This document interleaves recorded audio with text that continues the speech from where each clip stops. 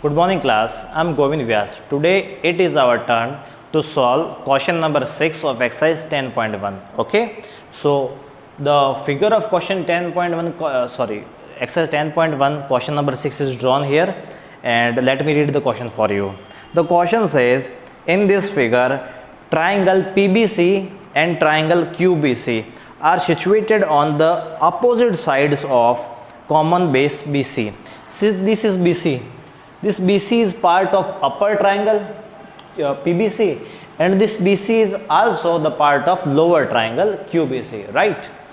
Further it says, prove that the line joining PQ, this line PQ, is the perpendicular bisector of BC. That means to say, because of the line PQ, this BC is bisected, or we can say that this BC is divided into two equal parts, right? So we have to prove that. So how will we do? First, we will write given content. What is given to us in the upper triangle? Triangle PBC. In the upper triangle PBC,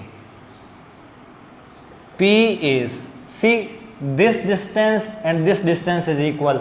How can we say that? Single dash, single dash. That means this is the equal length. P is equidistant from B and C. B and C. The distance of P from B is equal to P from C. Again, in the lower triangle, something is also given to us. In triangle QBC, the lower triangle QBC, what is given to us? Double dash and double dash. That means this length and this length is equal as well. Q is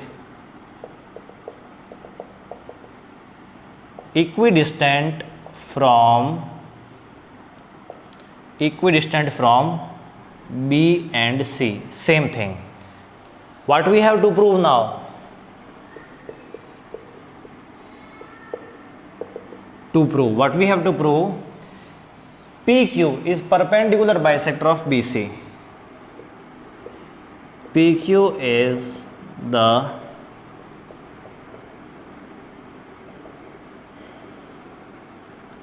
perpendicular bisector of BC. We have to prove this. Okay, so there is no construction if step, directly it will be proved. Proof. See, from theorem 10.1 we understood that these are 2 points. Suppose this is some point, this is another point, and there is a point any named. If this distance and this distance is equal, I am explaining theorem 10.1 again. If this distance and this distance is equal, a line is drawn, 90-degree line, perpendicular line, then it will be bisected. This is what our theorem 10.1 was. I explained you very fast. Okay. So similarly, see, in the above triangle, in triangle PBC, the upper triangle, P is equidistant from B, C. So by theorem 10.1, what? By theorem 10.1 we can say that, I will write it here. By theorem 10.1, give it some name. Say this is R. Okay. By theorem 10.1, PR is perpendicular bisector of BC. We are talking just up to here. PR, this line, is perpendicular bisector of BC. We have understood this. Give it name statement number 1. Right? Note it down because I will have to erase this. Okay? Now,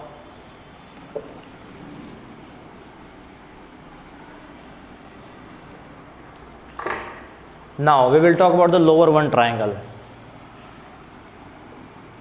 In triangle QBC, in triangle QBC. Same thing we will go for the this triangle.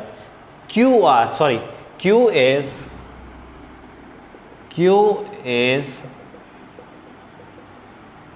equidistant from B comma C. This distance and this distance is equal, again from theorem 10.1, just like this. So by theorem 10.1, if you are not having any understanding about theorem 10.1, you will not be able to understand these types of questions. So firstly you must understand theorem 10.1, right?